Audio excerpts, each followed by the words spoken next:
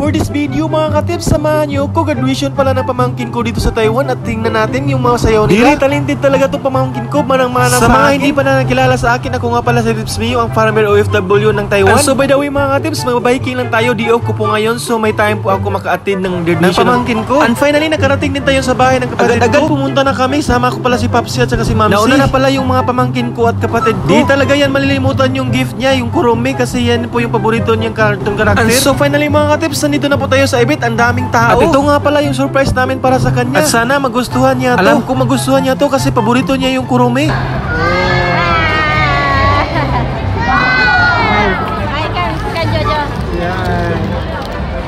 Well, itong isang pamangkin ko, bising-busy na sa kanyang costume. Ayan o, ito na po yung costume niya. Hindi pa yan naka-perform pero nakumakain na. Napakakulit talaga itong pamangkin ko. Manang-mana talaga ito sa akin. Kailangan mag-perform, kain muna agad. Ganito talaga kami mga katips pag may mga event. Very supportive kami. At alam niyo ba mga katips, sa lahat ng graduation, siya talaga yung last. Siya talaga yung ending. Proud kaming lahat sa kanya kasi nga mag-graduate na siya next pasukan. Siya nga pala si Sky, ang anak ng kapatid ko, yung panganay. At pagkatapos, nagbihis na agad yung pamangkin ko kasi nga may award siya. Yung kaibahan lang dito mga katips, kung may award ka, hindi medal, hindi ribbon yung makitatanggap mo, kung hindi regalo. At pagkatapos ng mga awarding mga tips, simula na po yung pangasayaw nila.